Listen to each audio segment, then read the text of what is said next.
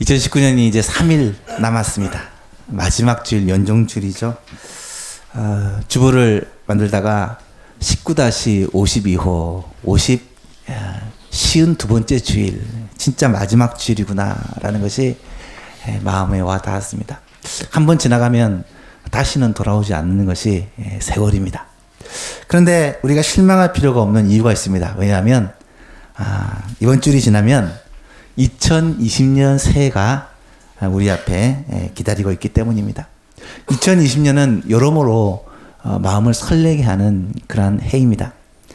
새로운 10년, 2020년대가 시작된다라는 것은 또 2010년대와는 전혀 느낌이 다른 어감 자체가 다르지 않습니까?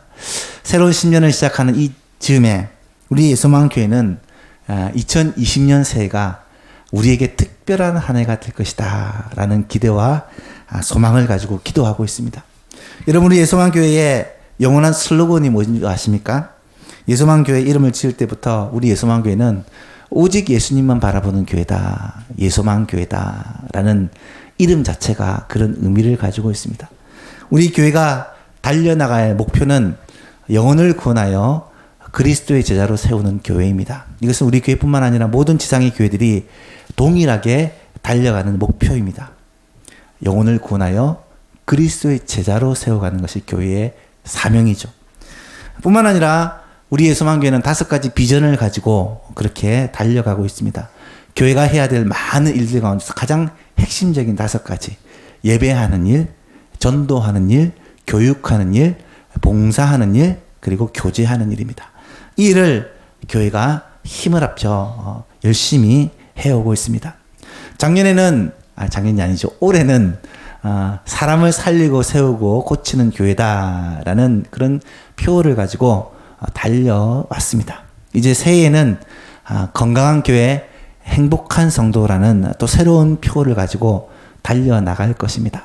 그렇게 우리의 할 일을 열심히 감당하다 보면 하나님께서 우리 예수만 교회를 통해 하나님의 놀라운 부흥의 역사를 이 지역과 이 땅에 이루어 주실 것입니다. 그래서 우리는 기대하고 소원하기를 2020년을 시작으로 하나님의 놀라운 부흥이 우리 예수만 교회를 통해 이 땅 가운데 부어지기를 기도하며 2020년을 부흥의 원년으로 선포하는 것이죠.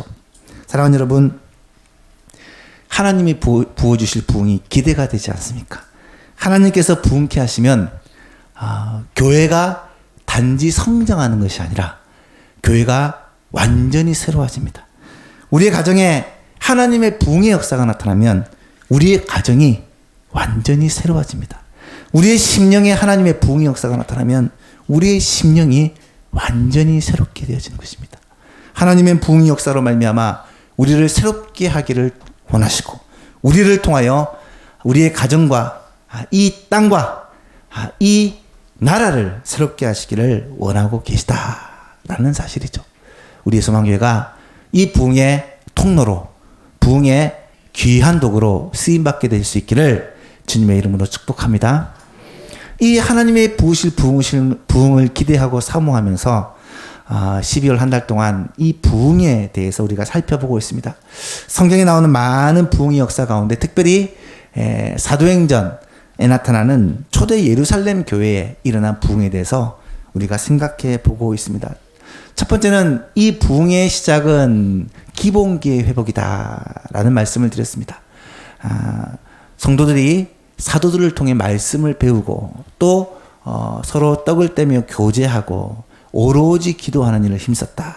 이런 신앙의 기본기가 잘 되어 있을 때 부흥은 일어났다라는 것이죠. 두 번째는 부흥은 정직성의 회복이다라는 말씀을 드렸습니다. 아무리 하나님이 부흥을 주고 싶어도 우리가 깨끗하지 못하면, 정직하지 못하면, 깨끗한 그릇이 되지 못하면 하나님의 부흥의 역사의 통로가 되지 못하고 도구로 쓰임받지 못한다는 거예요. 우리 안에 죄가 가득하고 거짓이 가득하면 하나님이 우리를 통해 역사하실 수 없다는 것입니다. 깨끗하고 순결한 그릇이 되어 주께 쓰임받기를 원합니다. 지난 세 번째로는 한 사람의 변화입니다. 부흥은 한 사람의 변화입니다. 라는 말씀을 나누었습니다. 베드로 한 사람이 변화되었을 때 얼마나 놀랍게 부흥의 도구로 쓰임받았는지, 한국의 1907년 평양 대붕운동 때는 길선주 당시는 장로님이죠. 한 사람이 변화되었을 때 얼마나 귀하게 쓰임을 받았는지. 오늘 우리 한 사람의 변화로 말미암아 하나님은 가정에, 교회에 하나님의 부흥의 역사를 부어주실 것입니다. 그것을 위해서 우리가 기도합니다. 지난 시간에는 우리가 부흥에 대해서 부흥은 집중입니다 라는 말씀을 나누었습니다. 초대 예루살렘 교회가 문제에 부딪힙니다. 구제 문제 때문에 헬라파 유대인들과 히브리파 유대인들 사이에 갈등이 생긴 거예요. 이때 사도들은 이 문제를 어떻게 해결합니까? 이 구제하는 일은 우리가 사람을 세워서 그에게 맡기고 우리는 하나님의 말씀을 가르치는 것과 기도하는 일에 집중하겠다라고 결정을 내립니다. 그랬더니 교회가 더 놀랍게 부흥하는 역사가 일어났다라는 거예요. 여러분, 부흥은 집중입니다. 가장 중요한 일, 핵심적인 일에 집중할 때 부흥의 역사는 일어난다는 것이죠. 오늘은 마지막으로 부흥은 순교의 열매입니다 라는 제목으로 말씀을 나누고자 합니다. 연정주의를 맞아, 한 해의 마지막 주일을 맞아 기쁘고 좋은 말씀 전했으면 좋겠는데 오늘 우리에게 주신 말씀은 좀 무거운 말씀입니다. 하지만 이 말씀 우리가 꼭 붙잡고 한 해를 마무리하고 내년을 시작해야 될 말씀이에요. 부흥은 순교의 열매라는 것입니다. 지금도 교회의 부흥에 대해서 연구하는 많은 학자들이 있습니다. 학자들은 교회의 부흥에 대해서 연구할 때 연구 대상이 무엇이냐? 성경과 교회의 역사입니다. 성경에 나타난 부흥의 역사를 연구하고 교회 사회에 나타나는 부흥의 역사들을 연구합니다. 해마다 시대마다 하나님의 부흥의 역사는 항상 있어 왔습니다. 그리고 그 부흥의 역사가 있을 때 교회가 영적으로 각성했을 뿐만 아니라 수적으로 굉장히 폭발적으로 성장하는 역사가 일어났다는 거예요. 지금도 부흥의 역사는 계속되고 있습니다. 우리나라도 1970년대, 80년대, 90년대를 지나면서 폭발적인 부흥을 경험을 했습니다. 지금은 정체기에 있지만 지금도 어떤 교회, 또 지금도 하나님이 일하시는 부흥의 통로가 되는 사람을 통해 이 부흥의 역사는 계속되고 있다는 거예요. 오늘날 교회의 부흥에 대해서 연구를 하는 학문이 있는데요. 교회 성장학이라고 그렇게 이름을 붙입니다. 교회 성장학에서는 이 부흥하는 교회에 대해서 연구를 하다가 이런 공통점을 발견을 합니다. 부흥하는 교회들을 다 조사해 보니까 공통적인 특징들이 있더라. 그 중에 하나는 교회의 성도들이 교회를 참 좋아하더라라는 거예요. 부흥하는 교회를 다 보니까 그 성도들이 내가 예수만교회 다니는 것을 되게 좋아하고 자랑스러워하더라라는 거예요. 여러분, 여러분은 우리 교회가 좋으십니까? 자기가 다니는 교회를 좋아하는 건 당연한 거 아니냐라고 생각할지 모르겠지만 그렇지 않은 경우가 생각보다 많이 있어요. 교회는 싫은데, 사람들은 싫은데 그냥 어쩔 수 없이 교회를 다닌다. 부모님 때문에 다닌다. 교회를 10년, 20년, 30년 다녔기 때문에 옮기지 못하고 다닌다. 그렇게 하시는 분들이 생각보다 많아요. 우리 교회 성도님들은 우리 예수만 교회를 좋아할까? 오늘 설교를 준비하면서 그런 질문을 한번 던져보았습니다. 성도들은 과연 교회를 좋아할까? 물론 교회를 사랑하고 좋아하는 그런 마음들을 느낄 때가 많이 있습니다. 근데 가끔씩은 의심스러울 때가 있어요. 언제냐면 교회를 정말 좋아하면 교회에 오는 것을 너무너무 기뻐하고 좋아하고 교회 와서 성도들과 만나고 함께 예배드리는 것을 기대하고 사모해야 되는데 점점 성도들이 예배 시간에 좀 늦게 오는 거예요. 그래서 혹시 좋아하는 마음이 점점 식어져 가는 것은 아닌가. 하나님을 만나고 예배하는, 성도들을 만나고 함께 예배하는 이 시간들에 대한 기대감이 점점 사라져 가는 것은 아닌가라는 그런 우려와 걱정을 하게 됩니다. 여러분은 함께 모여서 예배하는 것이 좋습니까? 우리 예소망 교회의 성도가 되어 함께 신앙생활을 한다는 것이 여러분에는 기쁨이 됩니까? 그럴 수 있기를 주님의 이름으로 축복합니다. 여러분, 완벽한 교회는 이 세상에 없습니다. 완벽한 사람은 있을 수가 없습니다. 교회마다 크고 작은 문제들이 없을 수가 없죠. 사람이 모여 있는데 왜 문제가 없겠습니까? 하지만 저는 개인적으로 기도하기를 우리 예소망교회 성도들은 우리 예소망교회를 정말 좋아할 수 있기를 기도하고 있습니다. 우리 교회가 참 좋은 교회다. 우리 교회 다니는 것이 참 감사하다라고 느낄 때 그 교회는 부흥의 역사가 일어나게 된다라는 사실이죠. 그래서 2020년 표어를 건강한 교회 행복한 성도라고 그렇게 붙였습니다. 2020년에는 우리 예수만교회에 속한 모든 성도들이 교회가 건강한 교회요. 우리 성도들이 행복한 성도가 되었으면 좋겠고 우리가 예수만교회에서 함께 신앙생활하는 것이 우리의 자랑과 기쁨이 될 수 있기를 축복합니다. 이것이 부흥하는 교회의 특징이라는 거예요. 또 하나의 특징이 있습니다. 부흥하는 교회는요. 앞문은 열어놓고 뒷문은 막는 교회예요. 무슨 말인지 아시겠죠? 교회의 문턱이 낮아요. 교회의 문턱이 견고하고 높지 않습니다. 교회에 오려면 이것도 해야 되고 저것도 해야 되고 너는 이래서 안 되고 저래서 안 되고 그렇게 사람을 가리지 않습니다. 누구나 예수님을 믿는 사람은 교회에 오십시오. 하지만 뒷문은 닫아 놓습니다. 교회에 와서 함께 예배하고 함께 신앙생활하면 이 교회를 쉽게 나갈 수 없도록 한다는 것입니다. 여러분, 교회의 앞문을 열고 뒷문을 닫는 것이 교회에서 매우 중요한 바로 목양의 사역인데 이 일은 누가 해야 되는 일일까요? 물론 목양에 대한 책임은 1차적으로 담임 목사인 저에게 있습니다. 저는 그 책임에 대해서 늘 마음에 무겁게 느끼고 이것을 감당하고자 기도하며 노력하고 있습니다. 하지만 목사 혼자서 이 목양의 사역을 감당할 수가 없습니다. 그래서 이 목양의 사역을 돕기 위해 하나님께서는 부교육자를 세우시고 또 장로님들을 세우시고 집사님들을 세우시고 권사님들을 세우신 거예요. 교회의 모든 직분은 바로 교회를 하나님의 뜻 가운데로 잘 세워가고 이 목양의 사역을 감당하기 위해 세우는 일꾼들이다라는 것입니다. 특별히 우리 교회에서는 장로님들, 권사님들, 집사님들이 이 사역에 헌신적으로 앞장서서 잘 섬겨주고 계십니다. 참 감사해요. 특별히 새가족부는 새로운 성도들을 섬기는 부서입니다. 지난 1년 동안에도 새가족부 몇몇 헌신된 일꾼들이 새로운 사람들을 환대하고 그들을 교회에 필요한 것을 안내해주고 또 그들을 위해서 특별히 기도하고 주말이 되면 늘 연락을 해서 내일 주일입니다. 꼭 교회에 오세요 라고 그렇게 연락을 하고 또 오지 않으면 찾아가서 신방하고 하나님의 말씀 또 교회에 대해서 가르치는 일을 열심히 해왔더랬습니다. 물론 이 일은 새가족부, 교육자와 새가족부가 앞장서서 해야 할 중요한 일이죠. 하지만 목사도 중요하고 교육자도 중요하고 교회의 직분자들, 새가족부도 중요하지만 사실은 교회의 앞문은 열어놓고 뒷문을 막는 이 일은 모든 성도들이 함께 해야 하는 일이다라는 것을 말씀드리고 싶습니다. 사랑하는 여러분, 우리 예소망 교회는요, 누구든지 교회에 올 수 있는 교회. 하지만 교회에 오면 나갈 수 있는 길은 봉쇄된 그런 교회가 될 수 있기를 축복합니다.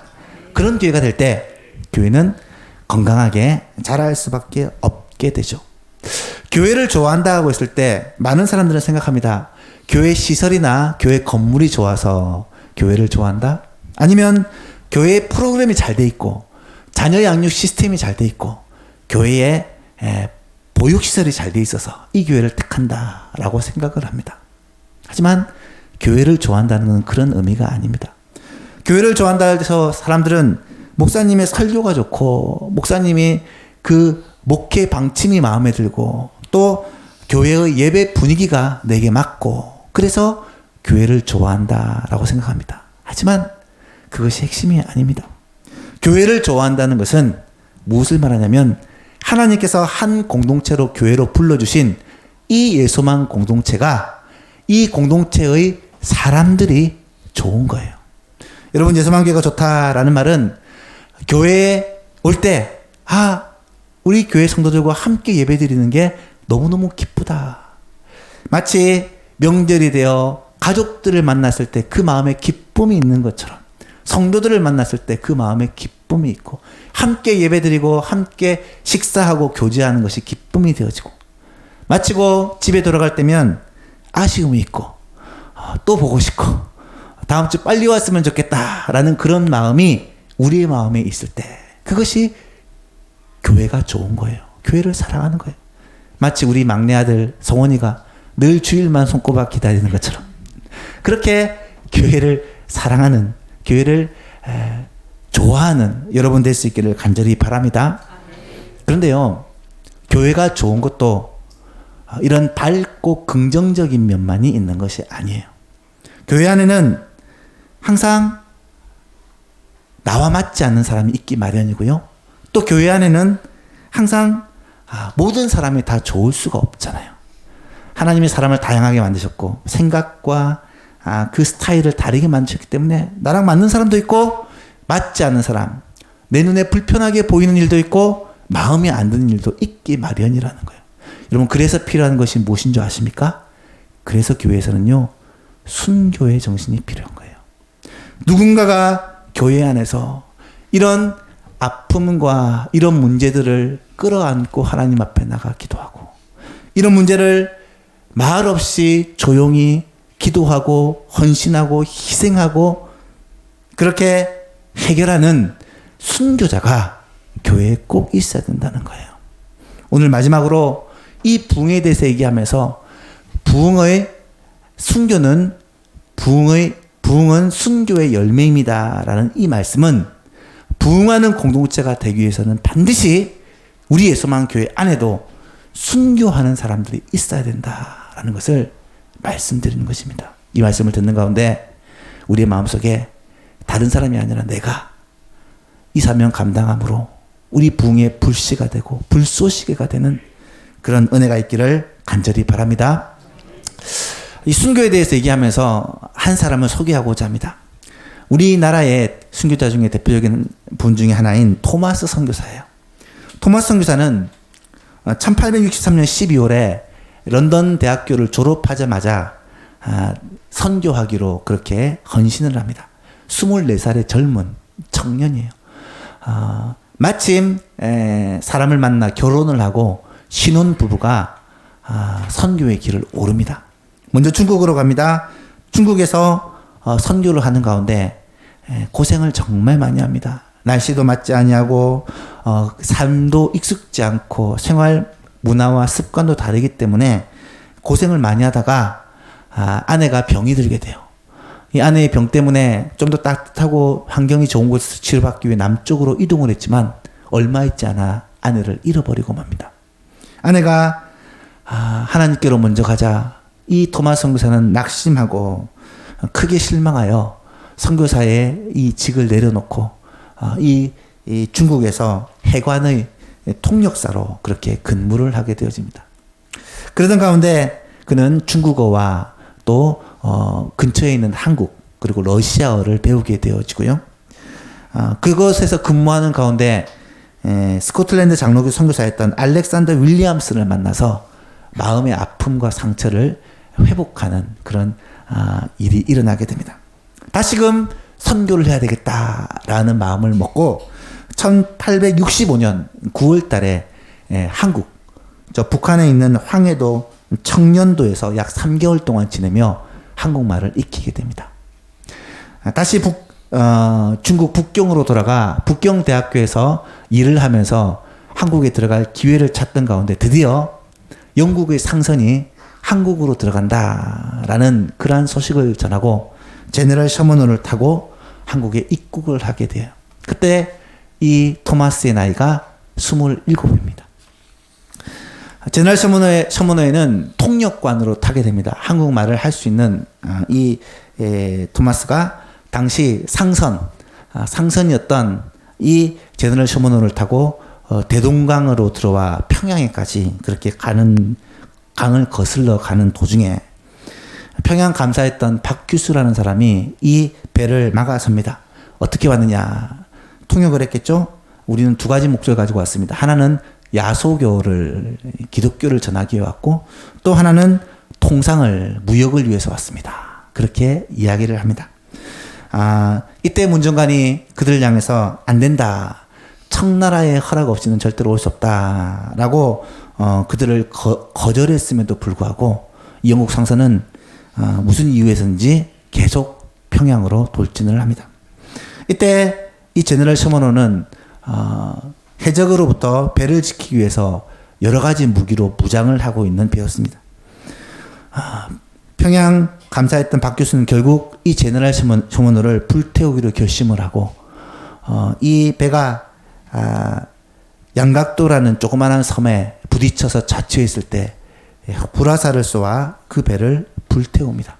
그리고 배를 불을 피해 육지로 나오는 사람을 한 명씩 처형을 시키는데 이때 24명의 영국인들이 처형을 당합니다.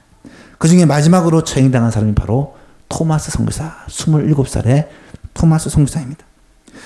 토마스 선교사를 처형하기 위해 칼을 들고 목을 베려는 사람이 바로 박충권이라는 사람인데요. 이 사람이 이 토마스 선교사의 목을 베려고 하는데 이 토마스가 잠깐만 기다려달라고 말을 하면서 자기 품에서 성경을 꺼내 이 박충권에게 전해줍니다. 그리고 주위에 있는 사람들에게 성경 몇 권을 나누어 줍니다. 이 토마스 선교사의 목을 베었던 박충권이라는 사람은 후에 고민을 하게 돼요. 이 사람이 이 책이 뭐가 그리 중요하길래 이 책을 주기 위해 자신의 생명이 끊어지는 그 순간까지 나에게 간청을 했을까? 그 책을 읽게 되어지고 결국은 예수를 믿게 됩니다. 자신도 예수를 믿고 또 자신의 조카도 전도해서 함께 예수를 믿게 되어지는데요. 훗날 이 박충권은 평양에 있는 영주교회라는 교회의 영수, 오늘날로 얘기하면 장로님이죠. 장로님이 되어지게 되고 그 조카는 레이놀즈 선교사님의 그 조사로 들어가게 돼서 레이놀즈 선교사는 한국말로 성경을 번역하는 일에 결정적인 공헌을 한 선교사님인데 이 일에 협력자가 되어지게 되는 놀라운 역사가 일어납니다. 그리고 성경을 나눠주는 가운데 이때 성경을 받은 꼬마 12살짜리 소년이 한 명 있습니다. 이 사람이 최치량이라는 소년인데요. 이 토마스가 그 소년에게 성경을 3권이나 건네줘요. 최치량은 토마스로부터 받은 성경을 보았지만 이 성경이 금서라는 소식을 듣고 이 성경을 가지고 있으면 큰일 나겠다 싶어서 그 성경을 영문 주사였던 박영식이라는 사람한테 건네주고요. 박영식은 그 성경을 보고 이것을 어떻게 할까 하다가 이 종이 질이 좋다라는 것을 알고 자기 방에 벽지로 그 성경을 죄다 다 바르게 됩니다. 천장부터 바닥까지 벽까지 다 성경으로 발려진 그런 방이 되게 된 거죠. 여러분, 최치량은 박영식은 어느 날 누워 있다가 우연히 벽에 적힌 성경 한 구절을 보게 됩니다. 어떤 말씀이냐면 요한복음 5장 24절 말씀. 내가 진실로 너희에게 이르노니 내 말을 듣고 또 나보는 이를 믿는 자는 영생을 얻었고 심판에 이르지 아니하나니 사망에서 생명으로 옮겼느니라. 이 말씀을 읽고 나서 이 박영식의 머릿속에 사망, 생명, 심판, 영생 이런 단어들이 계속해서 맴돌게 됩니다. 사망은 뭘까? 심판은 뭘까? 생명은 뭘까? 영생은 뭘까? 그러다가 우연히 다른 구절에 눈을 돌리게 되는데요. 그 구절이 요한복음 14장 말씀입니다. 너희는 마음에 근심하지 말라. 하나님을 믿으니 또 나를 믿으라. 내 아버지 집에 거할 곳이 많도다. 그렇지 않으면 너희에게 일렀으리라. 내가 너희를 위하여 거처를 예비하러 가노니 가서 너희를 위하여 거처를 예비하면 내가 다시 와서 너희를 내게로 영접하여 나 있는 곳에 너희도 있게 하리라. 박영식은 이 말씀을 듣고 이분이 간다는 것이 어디고 우리를 그곳에 데려간다는 것이 무슨 말일까 고민을 하다가 그 조각조각 성경을 읽기 시작했고 결국 예수님을 영접하고 구원을 받게 됩니다. 그리고 자신에게 성경을 주었던 채치량이라는 이 소년도 함께 예수를 믿게 되어지고 후에 이 성경으로 도배되었던 이 방은요, 평양의 최초의 교회 널다리골 교회의 시초가 되어지게 되고요. 더 놀라운 사실은 이 널다리골 교회가 1907년 평양 대붕에 산실이 된 장대현 교회의 전신이었다라는 것이죠. 여러분 놀랍지 않습니까? 토마스 선교사의 죽음은 너무 의미 없는 허무한 죽음인 것처럼 보였지만 그의 순교는 결코 헛되지 않았다는 거예요. 젊은 나이에 먼 나라까지 와서 복음을 위해 헌신하다가 아내도 잃고 수많은 고난을 당하다가 결국은 27살 이 청춘에 처형을 당하고 말았지만 그가 전했던 몇 권의 성경책으로 말미암아 평양은 복음을 받게 되었고 믿는 자들이 생겨나게 되었고 이 평양에 교회가 탄생하게 되었고 결국 평양 대부흥의 시발점이 되었다라는 것입니다. 여러분, 순교는 이렇듯 헛된 것이 아니라 부흥의 불씨가 된다는 거예요. 부흥은 이런 순교의 열매로 나타난다는 것입니다. 오늘 본문에도 한 순교자가 나타납니다. 스데반 집사입니다.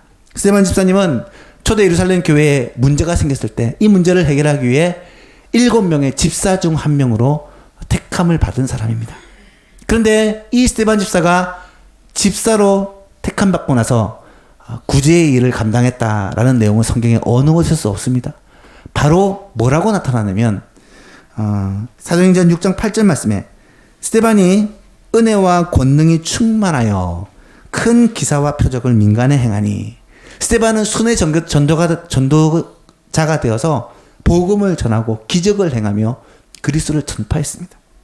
그리고 얼마 있지 않아 이 스데반을 대적하는 충동하는 무리들에 의해서 고소되고 사내들인 공회에 잡혀가게 되고 그 앞에서 담대하게 복음을 전하다가 그 자리에서 돌에 맞아 죽게 되는 교회 시대 성령 강림 이후에 최초의 순교자가 되는 그런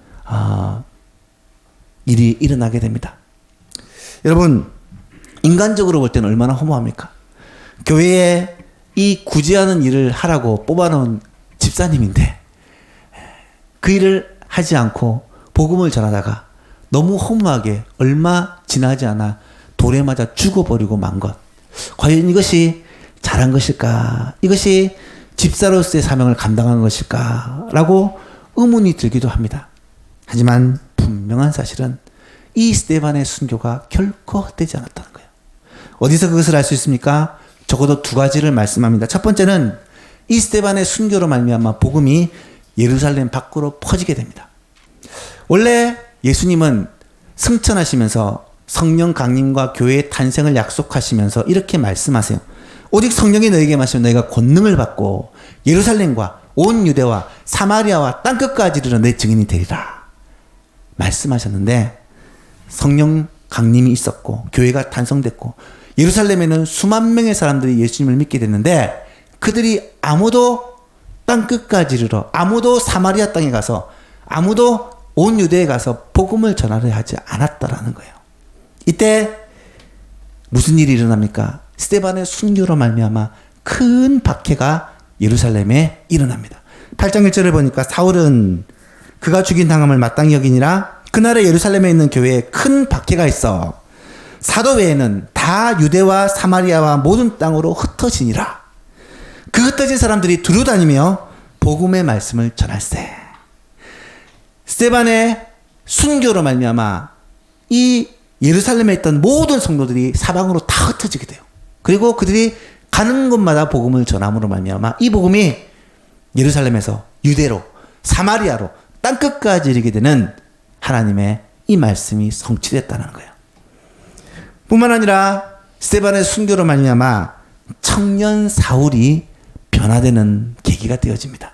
오늘 보면 58절에 보니까 성 밖으로 내치고 돌로 칠세 증인들이 옷을 벗어 사도들 사울이라 하는 청년의 발 앞에 두니라. 이 스데반을 돌로 쳐 죽인 사람들이 스데반의 옷을 벗겨서 사울 앞으로 가지고 왔다는 거예요. 이 말은 이 사울이라는 사람이 이 스데반을 돌로 치는 일을 위해 주동자의 역할을 했다라는 의미로 이해할 수 있습니다. 여러분, 사울은요, 스데반을 죽이는데 앞장선 사람이에요. 그런데 교회사의 기록에 의하면 이 사울은 스데반이 순교하는 장면을 보고 굉장한 충격을 받고 또 그로 말미암아 이 사울의 마음에 변화가 있게 되었다라고 기록합니다. 여러분, 스데반이 죽는 순간 그 얼굴이 천사의 얼굴과 같이 바뀌고 또 마지막 돌에 맞으면서도 자기를 향하여 돌을 던지는 그들을 용서해달라고 기도하는 예수님의 모습이 그 스데반의 가운데 나타나는 모습을 보고 사울은 정말 예수님이라는 분이 살아계시는구나. 정말로 스데반은 하나님의 나라에 들어가는구나 라는 것을 보고 깨닫게 된 거예요. 이후에 물론 하나님께서 강권적으로 사울을 불러주시지만 이것이 하나의 계기가 되어서 사울이 주님의 일꾼이 될 수 있는 그런 계기가 되었다라고 교회사에서는 기록을 하고 있습니다. 여러분, 스데반의 순교는 결코 헛된 죽음이 아니었어요.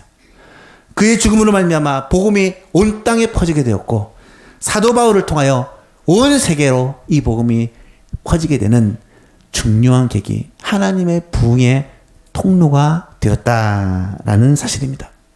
오늘날 한국 교회도요, 순교자들의 피 위에 세워진 교회예요. 사도 바울의 또 복음 전파자들의 그런 헌신과 순교로 말미암아 복음이 온 세상에 전파되었고요. 우리 대한민국에도 토마스 선교사와 같은 그런 많은 선교사들이 피를 뿌리고 목숨을 던짐으로 복음이 시작되고 교회가 탄생하게 됩니다. 우리나라에서 생명을 던진 그런 선교사들이 얼마나 많은지 몰라요. 이 앞에 있는 양화진에 가면 외국인 선교사 묘지가 있어요. 2번을 가봤는데 거기에만 해도 154명의 외국인 선교사들의 무덤이 있습니다. 여러분, 그런 순교자의 피로 말미암아 한국 교회가 지금 이처럼 부흥하게 되었고 지금 우리도 예수님을 알고 믿게 된 거예요. 더욱 중요한 사실이 있습니다. 오늘날에도 교회의 부흥에는 반드시 순교자가 필요하다는 거예요. 오늘날에도 부흥하는 교회, 하나님께서 역사하시고 일하시는 교회는 항상 순교하는 사람, 자신을 죽이고 말 없이 헌신하고 주를 위해 자신의 모든 것을 드리는 그런 순교자들이 필요하다는 것입니다. 누군가 그런 말을 했어요. 그때는 죽는 순교자가 필요하지만 오늘날에는 살아있는 순교자가 필요하다. 무슨 말입니까? 한 번 죽는 것은 어쩌면 쉬운 일일 수 있어요. 하지만 우리의 삶을 순교자의 삶, 순교의 삶을 살아가는 것은 쉬운 일이 아니에요. 평생을 살아가는데 순교자의 정신으로 주를 위해서 우리의 삶을 헌신하며 살아가는 사람들이 있을 때 하나님의 부흥의 역사, 주님의 특별한 은혜의 역사가 우리 가운데 나타나게 된다라는 사실이죠. 그렇다면 어떻게 해야 이런 순교의 삶을 살 수가 있을까? 눈물로 기도하고 희생하고 헌신하고 말없이 섬김으로 순교자의 삶을 살 수 있어요. 어느 공동체나 이런 순교자가 꼭 필요합니다. 가정이 부흥하기 위해서는 가정에서 눈물로 기도하는, 희생하고 헌신하는, 말없이 섬기는 순교자가 필요해요. 교회가 부흥되고 교회가 성장하기 위해서도 마찬가지로 눈물로 기도하고 희생하고 헌신하고 말없이 충성하는 그러한 순교자들이 필요하다는 거예요. 성경의 원리는 죽음 없이는 결코 열매가 없다라고 말씀을 하세요. 우리가 잘 아는 요한복음 12장 24절 같이 한번 읽어볼까요? 시작. 내가 진실로 진실로 너에게 이르노니 한 알의 밀이 땅에 떨어져 죽지 아니하면 한 알 그대로 있고 죽으면 많은 열매를 맺느니라. 아멘. 여러분, 이것이 성경이 가르치는 순교의 원리예요. 우리가 눈물로, 우리가 희생으로 죽으면 나의 자존심과 나의 생각과 나의 계획과 나의 꿈을 내려놓고 하나님 앞에 온전히 자신을 죽일 때 하나님은 우리를 통해 나 자신뿐 아니라 가정을 살리고 교회를 살리고 하나님의 나라에 놀라운 일들을 이루어가는 부흥의 도구로 통로로 사용하신다라는 거예요. 스데반이 초대 예루살렘 교회에 순교함으로 말미암아 부흥의 도구가 되었던 것처럼, 토마스 선교사가 우리나라에 복음이 들어오고 교회가 세워지고 부흥의 역사가 일어나는 일에 마중물로 불씨로 쓰임받았던 것처럼, 이 자리에 있는 저와 여러분이 예수만 교회에 임할 하나님의 놀라운 부흥을 위한 그 순교자로, 썩어지는 하란의 미랄로 쓰임을 받아 우리를 통해 우리의 가정에, 우리 교회에 하나님의 놀라운 부흥의 역사가 일어나게 되기를 주 예수 그리스도 이름으로 축복합니다. 말씀을 맺습니다.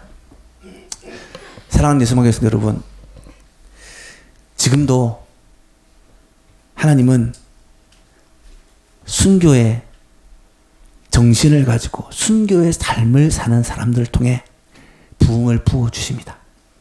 그 일을 다른 사람이, 그 일을 목사님이, 그 일을 장로님이 하시기를 기다리지 마시고, 내가 하늘의 미랄이 되어 우리 가정에, 우리 구역에, 우리 전도회에, 우리 교회의 부흥을 위해 하나님 쓰임 받겠습니다 라고 결단하고 기도할 때, 하나님은 우리의 기도와 희생과 헌신과 섬김과 몸부림을 통해서 하나님의 놀라운 부흥의 역사를 이 예수만 교회 가운데, 하나님의 공동체 가운데 일으켜 주실 것입니다. 그래서 나로 말미암아 하나님의 부흥의 역사가 우리 예수만 교회 가운데 놀랍게 부어지는 부흥의 원년 2020년이 될 수 있기를 주 예수 그리스도 이름으로 축복합니다.